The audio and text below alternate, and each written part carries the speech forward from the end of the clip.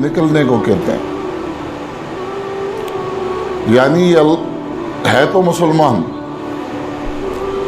لیکن اللہ کے بعض احکام ایسے ہیں جو اس کے مزاج اور منشا یا طبیعت کے مطابق نہیں ہے، جن میں قربانی دینی ہوتی ہے، یہ اس کو بجا لانے کے اندر ہچکچاتا ہے اور اس حکم کو چھوڑ دیتا ہے، اس حکم سے نکل جاتا ہے. اسلام سے نہیں نکلتا، اس حکم سے نکل جاتا. اس کو فاسق کہا جاتا ہے. یہ نافرمانوں کی مختلف قسمیں ہیں. فسق 3 طرح ہوتا ہے. ایک اس کا ابتدائی درجہ ہے، ایک درمیانی درجہ ہے اور ایک اس کا آخری درجہ ہے. فسق کا ابتدائی درجہ یہ ہے کہ اللہ کی نافرمانی کرتا ہے اس کو برا سمجھ کر. یہ ابتدائی درجہ ہے. نافرمانی کرتا ہے اس کو برا سمجھ کر، اس کا ضمیر اس کو کچوکے لگاتا ہے،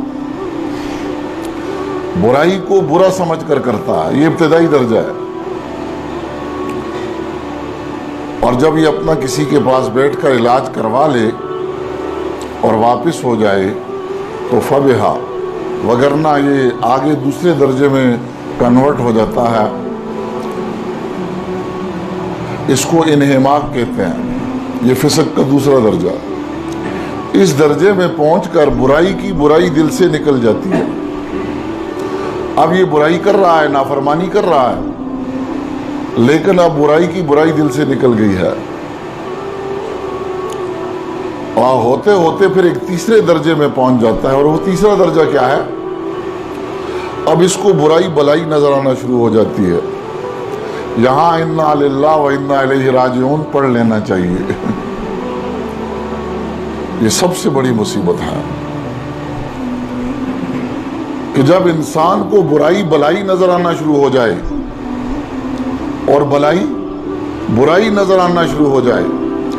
جو اللہ والے ہیں ان کے ساتھ اس کو بغض پیدا ہو جائے اور جو اولیاء الشیطان ہیں ان کے ساتھ اس کا قرب پیدا ہو جائے. اس کو بھلے برے نظر آنا شروع ہو جائے اور برے بھلے نظر آنا شروع ہو جائیں. یہ وہ اندرونی بیماریاں ہیں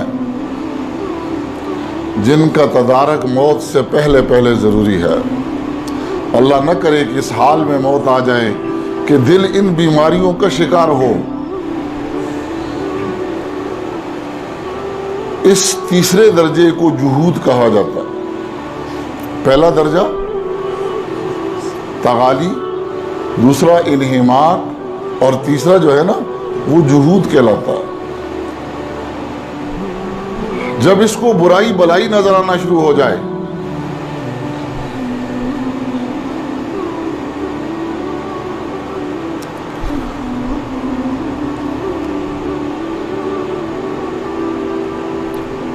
اس کی باؤنڈری کفر سے ملتی ہے. اس سے اگلا درجہ کفر ہے. اس لیے اپنا علاج کروا لینا چاہیے، اس کی فکر کر لینی چاہیے موت سے پہلے پہلے. یہ خانقاہیں اسی کی علاج گاہیں ہیں.